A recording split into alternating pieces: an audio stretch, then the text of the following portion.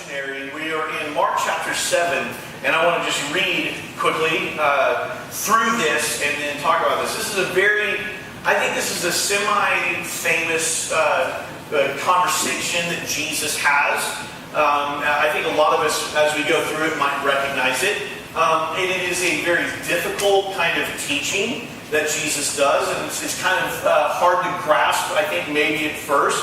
But there's some things that are very obvious. And so I think we're just going to have fun with trying to unpack this a little bit. But let's start here. When the Pharisees and some of the scribes who had come from Jerusalem gathered around him, they noticed that some of Jesus' disciples were eating with defiled, unclean hands. They hadn't washed them. For the Pharisees and the Jews, they don't eat unless they're thoroughly washing their hands, thus observing the tradition of the elders. They do not eat anything from the market unless they wash it, the food. And there are also many other traditions they observe, the washing of cups and pots and bronze kettles. There's all kinds of different purity codes, is what he's talking about here, in the way that the Jewish people surrounded the way that they lived their daily life.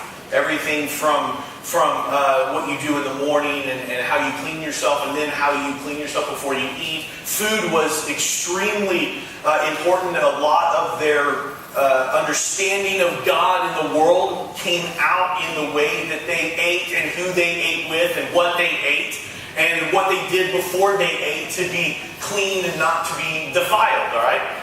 So the Pharisees and the scribe asked him, "Why do your disciples not live according to the tradition of the elders? They eat with defiled hands." And he said to them, "Isaiah prophesied rightly about you hypocrites." Jesus is just so funny. And he's like, there's no like, well, listen guys, listen. I understand what you're saying. I understand where you're coming from. He's like, you know what? Isaiah was right when he talked about you hypocrites. This people honors me with their lips, but their hearts are far from me. In vain they worship me, teaching human precepts, human ideas, human traditions as doctrines. You abandon the commandment of God, but you hold to human tradition. Then he called the crowd again and he said to them, "Listen to me, all of you, and understand this. There is nothing outside a person that by going in the person can defile that person. But the things that come out are what defile that person. For it is from within, from the human heart, that evil intentions come: fornication, theft, murder, adultery, avarice, wickedness, deceit, licentiousness, evil, slander, pride, folly. All these evil things come from within, and that is what defile a person. It is not what is without, it is what is within."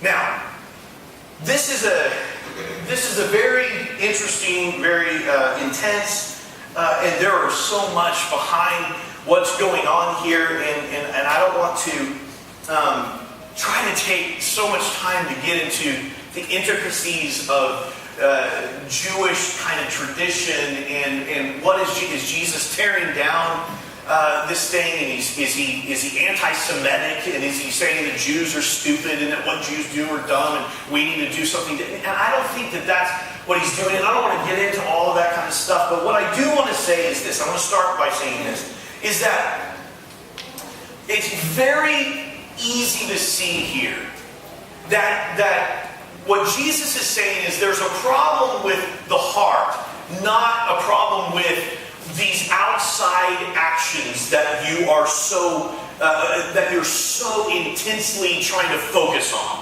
So there's all of these actions, there's all of these outward appearance types of things that you're trying to do, and you're teaching those things, which I think in one way or another, Jesus isn't really saying that those things are horrible. He's just saying that those are human traditions that are then placed over the command of God, the heart of God. And we're saying that these traditions are as important or more important than the heart of God.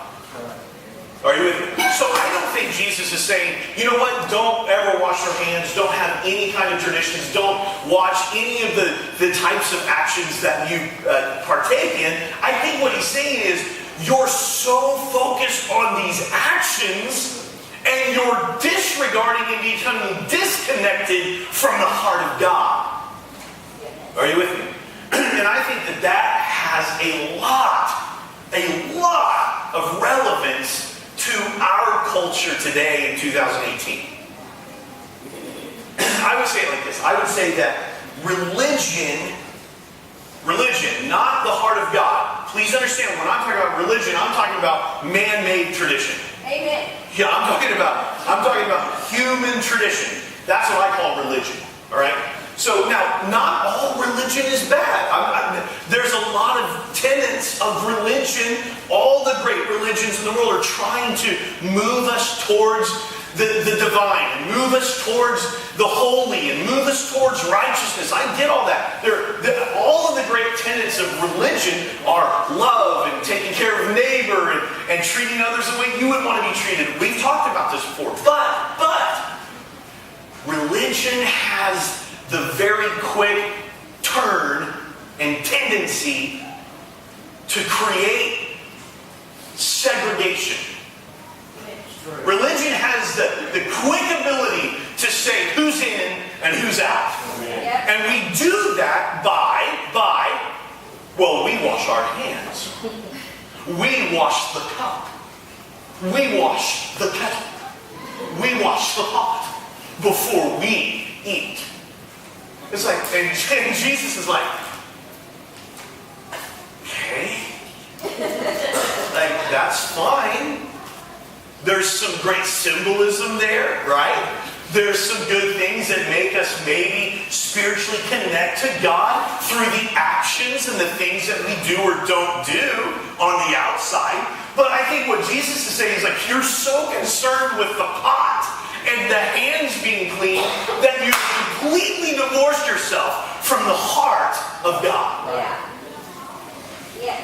And if you have divorced yourself from the heart of God, you are divorcing yourself from your very own heart. You're becoming disconnected from yourself. And when you become disconnected from yourself and your own heart, you're becoming disconnected from the heart of God, which means you're becoming more disconnected from yourself, which means you're becoming more disconnected from God, which means we need to have now religion to show us how to wash our hands so we can know who's in and who's out. Because it's too hard to stay connected to my heart. It's too difficult, it's too much work to stay connected to the heart of God, to listen to God, to really try to find the holy in the direction of my life. I'd rather just know how to wash my hands. And if I wash my hands better than those people, then I'm in and they're out and I got it all figured out. Religion sets up rules to segregate and divide us into who's in and who's out. Politics sets up rules in which divide us and disconnect us from one another. Institutions in our culture, systems in our culture are basically set up to show us who's in and who's out, who's right and who's wrong, who's good and who's bad. All of our systems, it seems like to me, just all they do is pull us away. Our human traditions pull us away from our heart, pull us away from the heart of the divine, and pull us away from one another. They set up divisions and walls. It becomes mean and petty and gross because we judge one another based on what we see on the without, not on what's really going on within. We become disconnected. So I think that the challenge for us is to try to stay connected to our heart. The challenge is to become alive and aware, not dull the heart. Not to dull and deaden with rules and regulations and washings and traditions, but to to shed off the outward without stuff and go to the within stuff that says, where is my heart and how is it connected to God? Whenever God created in that beautiful Hebrew poem in the first chapters of the Hebrew Bible in Genesis, where we see that God would do something on the first day, God would do something on the second day, God would do something on the third day. At the end of every stanza, it says, and it was the morning and the evening and the first day. And God looked at all that God had done, and God said, it is good. And it was the evening and morning the second day, and God looked at all that God had done, and God said, it is good. See, God's creation in its heart, in its image, is good. There's goodness in our hearts. It is religion and institutions and politics and systems that human tradition sets up that creates evil, that creates out and in, that creates this sense of competition and division and this stuff that says, if you vote like that, then you're a horrible person. If you believe that, if you actually think that they're okay, well, that is just ridiculous. And we have all of these fights that we go after each other. Those are the human traditions that have been taught as doctrine. Right. They're not the heart of God. Right. And ultimately, if you open up your heart enough, it's not your heart either. When we see tragedy like we did in what was it, 1995, when the bombing happened in Oklahoma City, the hearts of humankind open up to one another, don't they? Yeah. When we see tragedy, when we see hurt, there is something about our hearts that the first connection is, I need to help. There's goodness in this world, and I need to help. I want to make the pain go away, and I want to help. See, that is the image of God that's already in all of us. Are you with me? Yes. But it is politics, it is religion, it is systems that are set up in the tradition of man that pull us away from one another. And what Jesus is saying here, he's saying you guys are so connected to the traditions of man that you're being disconnected from your heart. You're being disconnected from the heart of God. And the very things that the heart of God would push us to, they become less and less important as we set up more and more division. That's true. Are you with me? Yes. Okay, so in Micah, there's one person with me. Thank you. All right. Or at least there's one person that's answered. No. So there's a real famous verse in Micah.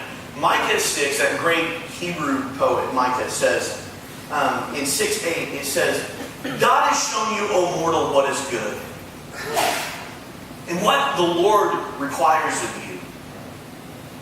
It is to act justly, it is to love mercy, and it is to walk humbly with God. See, that's the heart of God. And traditions pull us away from justice. The traditions of man pull us away from mercy. Right? Because don't those things just push us into more division? It's like, I don't want justice and mercy for someone. I want them to pay. Right. I want them to hurt. I want them to feel what they made me feel. I want them to know what it's like. I want them to pay the price of what they did to me. See, we're not anymore walking in justice and walking in humility and walking in mercy. But we're walking in division and we're being pulled more and more and more and more and more and more away from our hearts and the heart of God. The heart of God is that we act justly, that we love mercy, and that we walk humbly with God.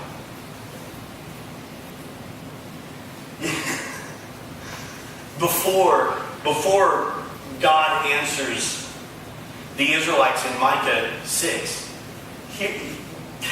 God basically says to the Israelites, you guys have done screwed it up.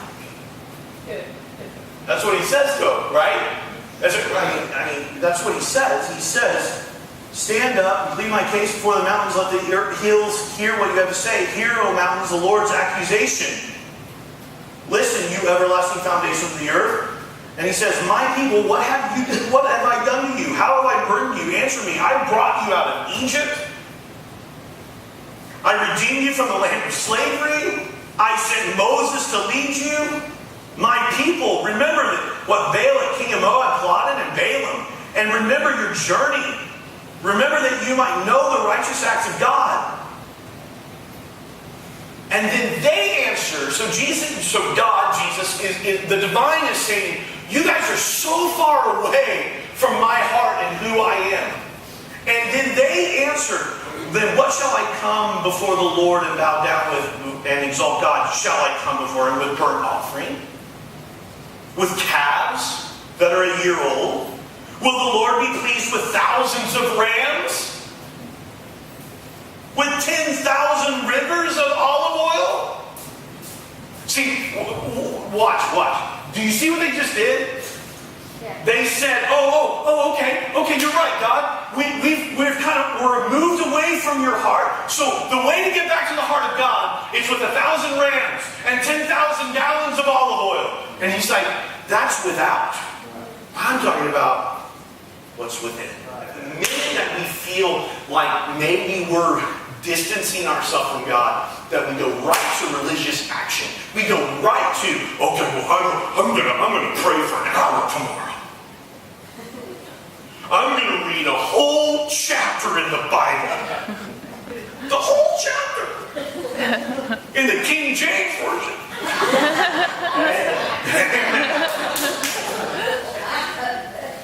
King James Version. Hey, if it was good enough for Jesus, it's good enough for me. See what's funny about that is that it wasn't around when Jesus was there. Okay. But isn't it interesting that what they go to when Jesus says, you guys, your hearts are disconnected from me. He's like, what do you need? Rams? Goats? Sacrifices? Burnt offerings? Not just one, not just two, but 1,000. That's what's going to get God back. Millions of gallons of olive oil. I will do all these things. I will never go to a rated R movie again. I promise God I'll never vote Democrat. I promise. Or some of us in here with on the Republican, whatever. It's just like we feel like we have all of these things that we add to, and Jesus said these are human traditions, and you're making doctrine.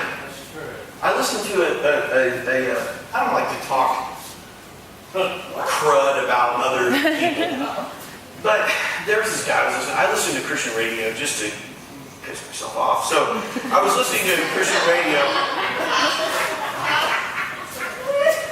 I got in the car this morning with Lindy and I turned on Christian radio and she said, babe, don't do it. I can't do it.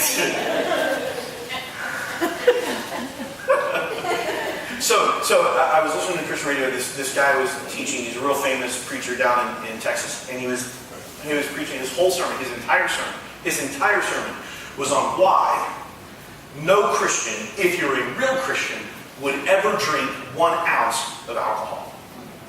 That was his sermon. Now, listen, there's some people that should never drink alcohol. You just have an allergy to it. You can't do it. Right? You just can't do it. So I'm not talking about people in recovery. Right? I'm not talking about that. I'm talking about the human tradition laid over and taught as doctrine. That guy said, I'll tell you what, look at Proverbs. Proverbs says that strong drink leads to evil. And I'm like, and I listened to the whole sermon. That's how bad it was. It was like a train wreck. I just couldn't look away. And I was amazed. I'm amazed at how much action and without, all the stuff that's without that we put on top of our Christianity. Religion is set up to divide us, first of all, from our own hearts and the heart of God. And then it divides us from one another. Are you with me? Yes. That's not the heart of God. That's not the heart of God. See, this is what we always want to do. How many rams should I bring? How many sacrifices? What are the things that I'll do to get me back in right standing with God? No, God says, you are good because you have my image. Now, open your heart and become alive and become aware of who you are in God and who God is in you and who God is in others, and live from that point. Quit worrying about washing your hands and the pot and the kettle. Now, so the heart of God is to act justly, to love mercy, and to walk humbly.